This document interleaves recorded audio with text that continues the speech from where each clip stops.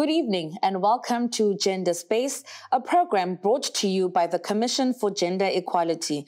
I am your host, Nobathembu Bukani, right here on Bomagapa TV, channel 216. Today is the last episode of Gender Space, and our focus will be on this question. How do we promote gender rights in communities where there are cultural practices that increase gender oppression? South Africa has a lot of these communities, and the Eastern Cape province is no different. Before we talk to our guest in studio, Dieketseng Motlokwane Mutupi, let us take a listen to Mr. Kaya Nkonto explaining the Commission for Gender Equality and approaching a sensitive issue when they do outreach activities in the Eastern Cape communities.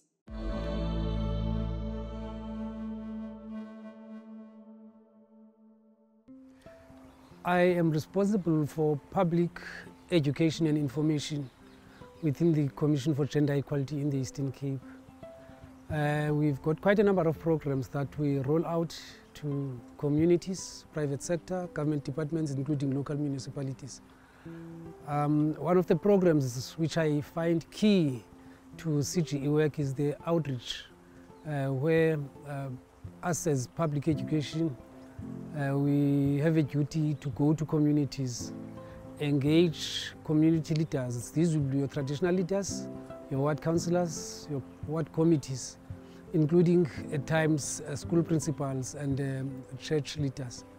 We approach them with a view to get a buy-in from them so that we are known, so that when community members ask who are these, why are they here, the community leaders could be in a position to vouch for us and say they know us, and we have their permission and blessings to be a part of the community.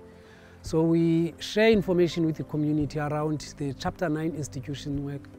As we all know that we have about 6 Chapter 9 institutions that are meant to protect and promote human rights within the country. The CGE's work is a little bit different from others, so we need to bring those differences to community members.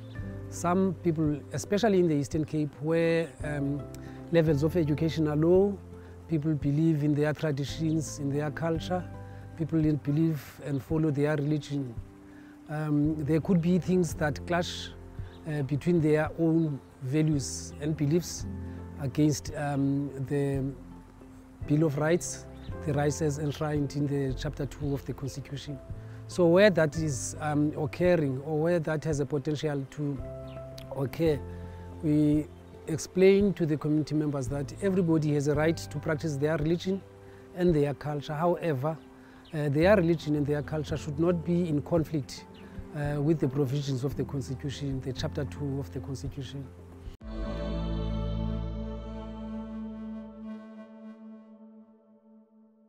That was Kaya Nkonto, who is the Eastern Cape Education Officer at the Commission for Gender Equality. In 2018, the Commission released a report that sought to address how the houses of traditional leaders can help empower women in rural areas. Now, Dieketseng, can you please elaborate on this report and what it was looking at? Thank you. Before I get to your question, I think it's important to note that this was the second cycle of a series of reports that the Commission has been focusing on related to the traditional sector.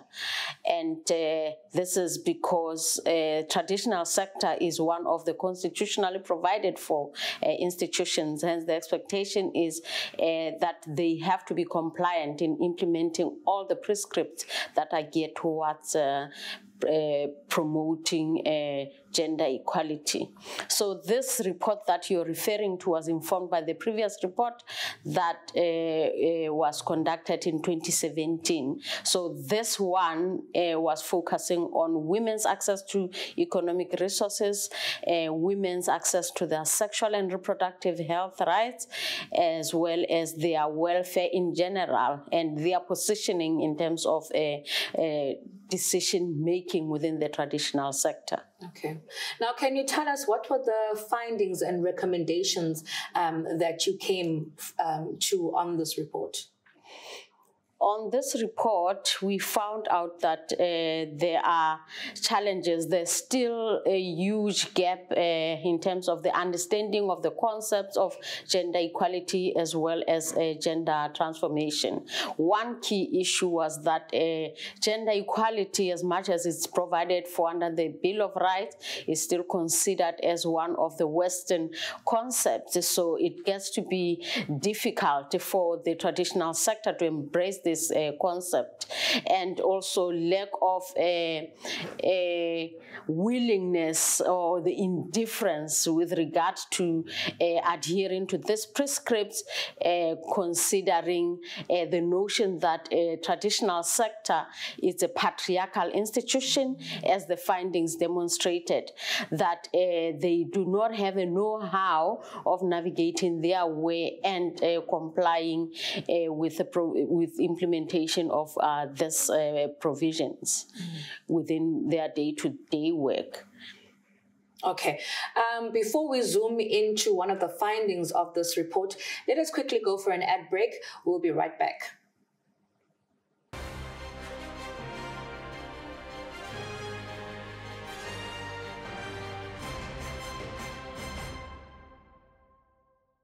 Welcome back from the ad break. You are still watching Gender Space right here on Bomakapa TV, and we are joined in studio by Unceba Mkhwebo, who's the provincial manager in the Eastern Cape for the Commission. One of the findings in the report was that there's a low representation of female traditional leaders compared to male traditional leaders. Can you tell us what were the findings with regards to the causes of this, and how can this be overcome? Okay, one of the key things is that, remember that in traditional leadership, the eligibility is determined by birthright, which is mostly the firstborn male child that is eligible to take the role of traditional leadership.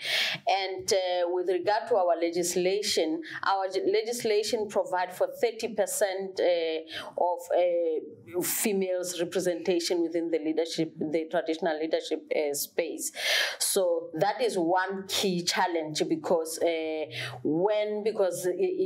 naturally there are fewer women that get to be regarded into that space, and mostly as regents.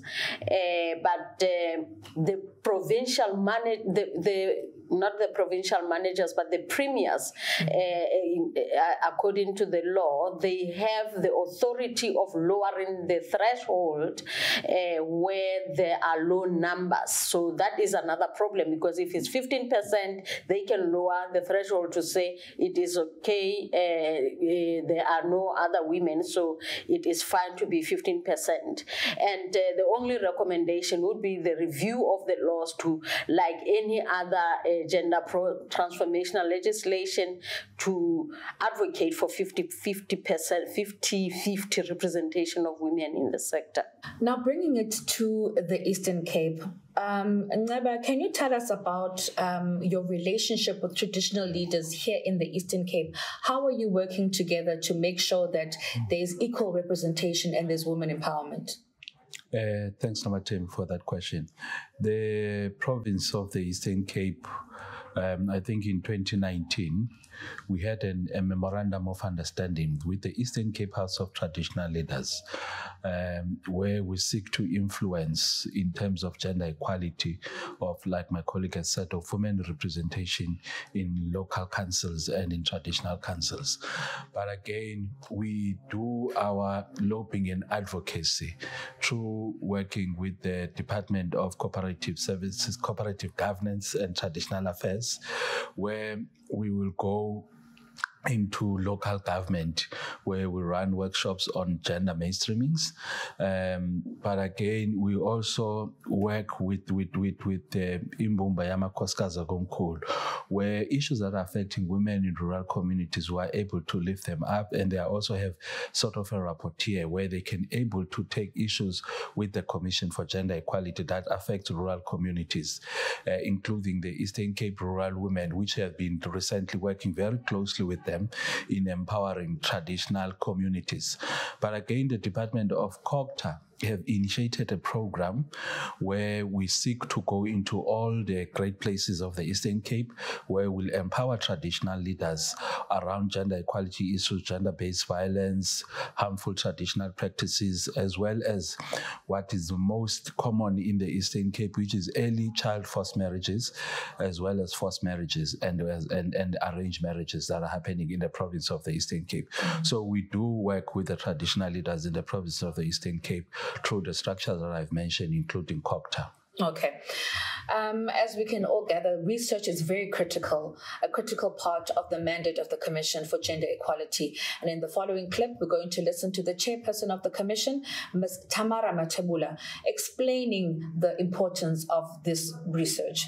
Let's have a look.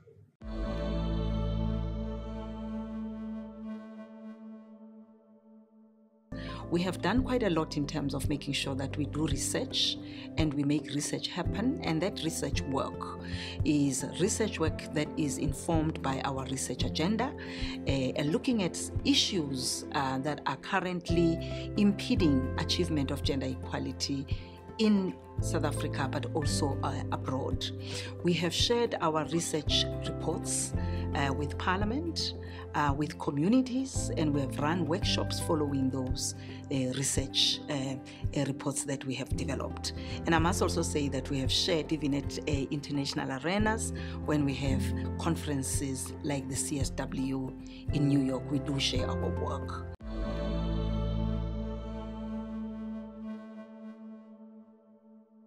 That was the chairperson of the Commission for Gender Equality, Ms. Tamara Matebula. The Commission does a lot of research, and they've done a lot of research in recent years. Do you get the cooperation from government structures when it comes to the implementation? Yes, I would say we do get support, even though one of the key challenges that as the research department we encounter when collecting data from or requesting information from government is the bureaucratic processes that take long for us to get information. And also sometimes there is that resistance, but as a Chapter 9 institution, the powers, our constitutional powers, they give us the right to subpoena for information where there's resistance or where there seems to be difficulty in accessing. But so far we have not had to use those powers of subpoenaing for information, even though it takes time due to the bureaucratic processes as indicated. Yes. Okay, thank you very much. Let's quickly go for an ad break as we wrap up on the issues of implementation.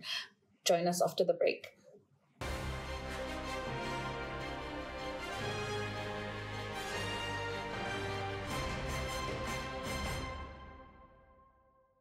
Welcome back from the ad break. You are still watching Gender Space right here on Bomakapa TV, brought to us by the Commission for Gender Equality. Jeketseng, back to you. Coming from the research unit, can you tell us about the processes that you implement when deciding on which topics to research? Oh, okay. The research agenda that we undertake in the CGE is informed in three areas. One, it's from the leadership of the commission, which are the commissioners. Two, it comes from the societal social ills that seem to be predominant at that time that the research is being undertaken or that financial year. And the other one is informed by the work that our colleagues from the Public Education and Information Department, as well as the Legal Department, have conducted, that where there are issues that that needs to be further unpacked to be more clear, or to come up with those maybe policy solutions. So that's basically, we get our research agenda from those three areas. Now, Nceba, in the Eastern Cape, what traditional organizations do you work hand in hand with, and what are your plans going forward? In the province of the Eastern Cape, we work very closely with the organization such as I mentioned, the Eastern Cape Rural Women, and we work very closely again with Mbumba Yamakhosikazi Ngomkhulu, as well as with organizations that look on the rights of the children, Kula Community Development, where there are issues that affect the rights of the girl child in particular when it comes to early child forced marriages as well as forced marriages and arranged marriages. They will then refer those matters to us as a commission to take them, to monitor the progress in terms of the cases that they report to us, if the police have acted on those cases of child forced marriages, which has an element of traditional harmful practices in the province of the Eastern Cape. But again, we are aware the rural communities are more closer to local municipalities. So we'll work closer, especially with the local municipalities, the rural communities, where before we go into any particular community, what we call gatekeepers, including your ward committees, your councillors, which are serving these wards in the rural communities, and traditional leaders themselves, so that before we go into any particular area, we first get a buy-in from them, so that there is an easy access in that particular community. But even though at times they might be difficult for us to get into access to those communities, but that does not prevent us as a Commission for Gender Equality to conduct our work in terms of reaching out into the communities, in the rural communities of the Eastern Cape. But we enjoy more support from the rural municipalities of the province of the Eastern Cape, where from time to time they will engage us to go and engage men and boys on gender equality and gender-based violence and femicide, as well as what my colleague has mentioned, the issues of female genital mutilation, where we don't see eye to eye in these instances with the traditional leaders, in particular to those who are promoting under the pretense of moral regeneration, that these cultural practices, they promote the preservation of girls to be poor, to be poor, there's a term that they use, to be not to get pregnancy at an early age. So we will engage with them in terms of how these invade in terms of their rights, in terms of human dignity, right to sexual reproductive, as well as rights to privacy. So those are some of the things we do when we go engage in such, because there are institutions that normally will promote what they call the ingrio. But we don't go in a confrontational manner, but we go in a way that is more educational when we engage with them on those matters. Okay. Thank you very much, Nceba and Teketseng, for joining us, and actually the rest of the CGE team for very informative sessions that we've had for the past few weeks. To our viewers at home, this brings us to the end of Gender Space, and we would like to thank you for your time and for your support. For more information on the CGE, please remember to visit their website on www.cge.org.za. And remember, you may lodge any gender-related complaints on their toll-free number 0800 007 709. But before we go, please have a listen to the team as they say their last words.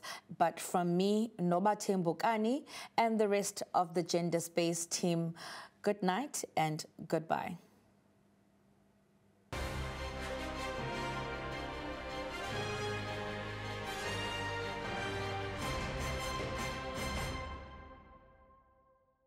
To the viewers of Pumakapa TV, thank you for allowing us into your homes. The Eastern Cape Province of the Commission for Gender Equality continues to work for promotion and attainment of gender equality through awareness outreach programs, as well as gender and development trainings, workshops on gender mainstreamings, and any other work that ensures that our communities, state institutions, civil society, and the private sector is informed of gender rights and the need for transformation, and more importantly, working towards gender equality in our society. Our offices are located at the following address: 333 Philip Frame Road, East London, Wellvalley Park.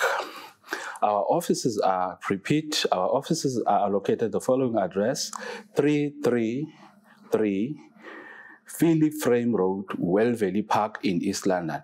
You may also reach our offices on the following telephone line: 043 722 3489, 043 722 3489. Thank you.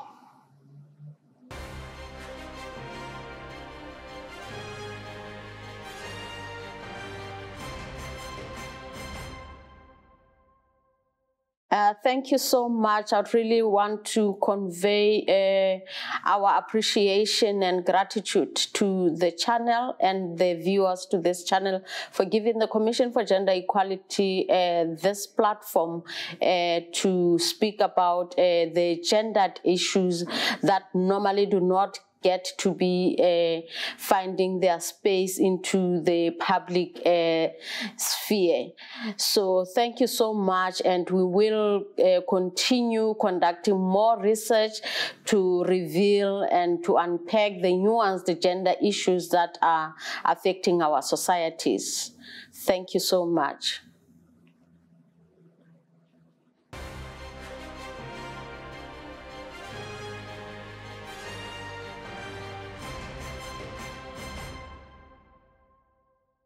The Commission's doors are always open to assist all members of the South African community.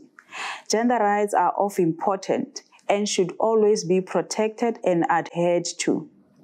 We would like to thank Bomakapa TV for the opportunity it has afforded us to educate its viewers and a chance to promote the protection and attainment of gender equality.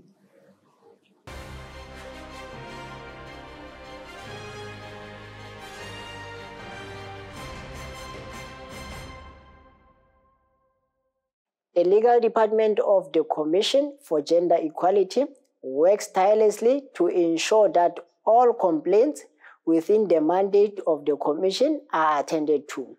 We will also continue working to influence legislation and make submissions to Parliament that bring about laws that protect and promote gender equality.